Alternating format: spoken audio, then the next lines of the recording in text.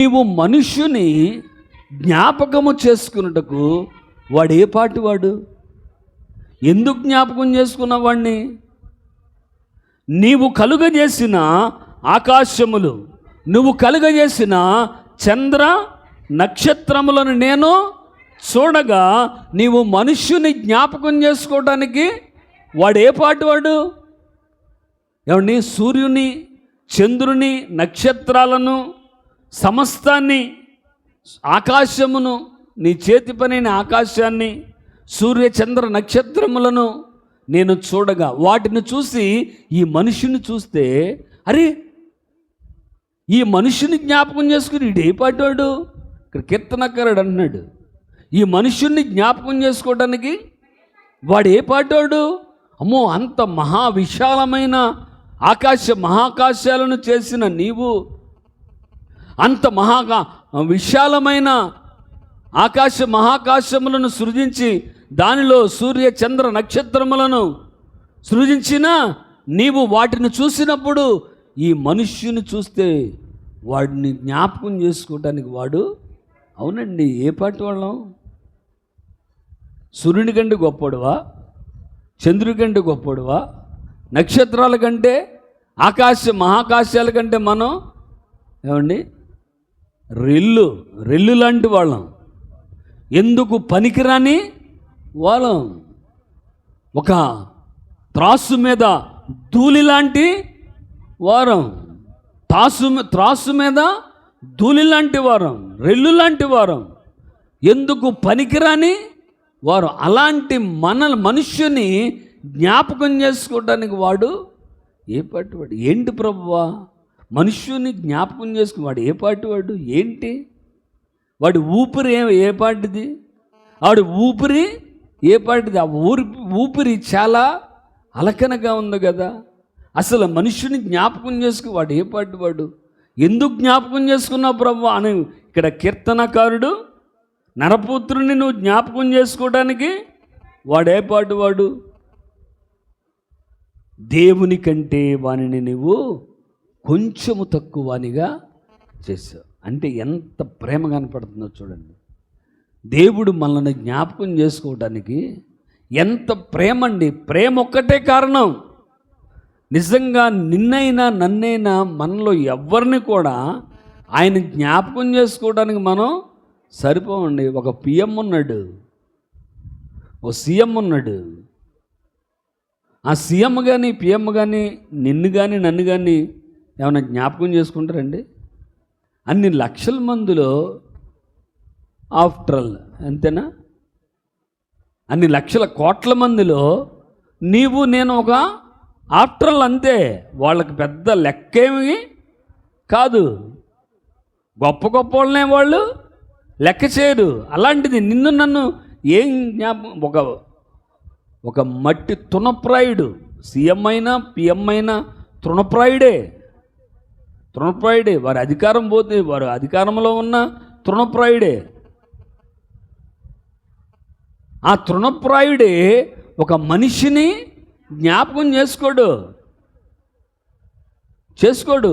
అందరినీ ఎవడు కానీ నీ దేవుడు, మన దేవుడు మనందరినీ అయినా జ్ఞాపకం. ఈ మనిషిని జ్ఞాపకం నేను ఏ పాటి వాడిని ప్రభువా? నా బ్రతుకెంత, నా జీవితము ఎంత, నన్ను జ్ఞాపకం చేసుకోవడానికి నేను ఏ పాటి వాడినయ్యా? నా కోసం ఆ మహిమను విడిచిపెట్టేసావా? నా కోసం పరలోక రాజ్యాన్ని విడిచిపెట్టేసావా? పరలోకములో ఉన్న గీతల స్తుతిని విడిచిపెట్టేసావా? నేను ఏ పాటోడిని ప్రభువా? నేను ఏ పాటోడిని? అవునండి, ఈ కృతజ్ఞత, ఈ ప్రేమ, ఈ స్వభావము, జ్ఞానమునకు మించిన క్రీస్తు ప్రేమను తెలుసుకోవడానికి మనము శక్తి గలవారము అవ్వాలి. జ్ఞానానికి మించిన దేవుని ప్రేమను తెలుసుకోవాలి. క్రీస్తు ప్రేమను తెలుసుకోవడానికి మనం ఎప్పుడు కూడా శక్తి గలవారము కావాలి. దేవుడు నిన్ను ఎంత ప్రేమిస్తున్నాడు. నువ్వు కృంగిపోయిన ప్రతిసారి, నువ్వు నిరాశలో ఉన్న ప్రతిసారి, నువ్వు కలవరాల్లో ఉన్న ప్రతిసారి, ఆపదలో ఉన్న ప్రతిసారి నిన్ను దేవుడు జ్ఞాపకం చేసుకోలేదా? ఏడు భూమి మీద 40 రాత్రులు 40 పగళ్ళు ప్రచండ వర్షము కురిసింది. ప్రచండ వర్షము కురిసి భూమి అంతా నిండిపోయింది నీళ్లతో. జనమంతా చనిపోయారు. ఓడలో నోవాహు కుటుంబము దానిలో ఉంది. నోవాహు కుటుంబాన్ని దేవుడు జ్ఞాపకము చేసుకున్నాడంట. చేసుకుని భూమి మీద ఉన్న నీటిని అన్నీ కూడా ఇనిగిపోయేటట్లుగా చేసి భూమి మీద ఎండను కురిపించి భూమి మరలా వారికి ఆశీర్వాదకరంగా ఉండటానికి దానిని దేవుడు వారికి అప్పగించాడు. కారణం ఏంటి? ఆయన నోవాహు కుటుంబాన్ని జ్ఞాపకం. అవునండి, దేవుడు ప్రతిసారి మనలను జ్ఞాపకం చేసుకుని మనం మర్చిపోతామండి.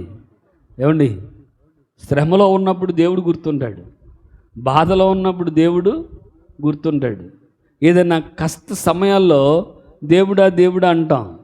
అన్నీ బాగున్నప్పుడు దేవుడు బాగా గుర్తుంటాడు. దేవుడు గుర్తుంటాడు, దైవజనుడు గుర్తుంటాడు, మందిరము గుర్తుంటుంది, ప్రార్థన సమయము అన్నీ గుర్తుంటాయి.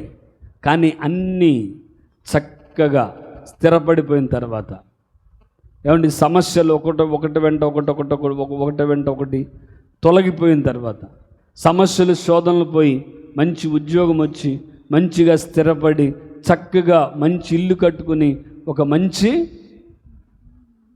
కారు కొనుక్కుని అన్నీ స్థిరపడిన తర్వాత ఇక దేవుడే గుర్తుండడు, మర్చిపోతారు కొంతమంది. అన్నీ బాగున్నప్పుడు దేవుడు గుర్తుంటాడు, కానీ బాగున్నప్పుడు దేవుడు గుర్తుకు రాడు, మర్చిపోతాడు. కానీ మన దేవుడు ఎన్నడూ మనల్ని మర్చిపోయే దేవుడు కాదు. నరమాతృని నువ్వు జ్ఞాపకం చేసుకుని వాడు ఏ పాటోడే ప్రభు, ఎందుకు జ్ఞాపకం చేసుకున్నావు? ఎందుకు ఆ వ్యక్తిని అంత ప్రేమిస్తున్నావు అంటే ఆయన ప్రేమ అంత గొప్పదండి. ఆ ప్రేమ ఎంత గొప్పదంటే తనను అప్పగించడానికి సిద్ధపడిన ఇస్కరియోతు యోధా పాదాలు కూడా ప్రభువు కడిగాడండి. ఎంత ప్రేమ అండి! అతని హృదయంలో ఎంత వికృతమైన స్వభావము ప్రభువుకి కనబడుతుంది. దానికి ముందే, ఆ కడరాత్రి భోజనానికి ముందే ఈ ఇస్కరియోతు యోధా ప్రధాన యాజకుల యొద్దకు వెళ్ళాడు. వెళ్ళి బేరము ఆడుకున్నాడు.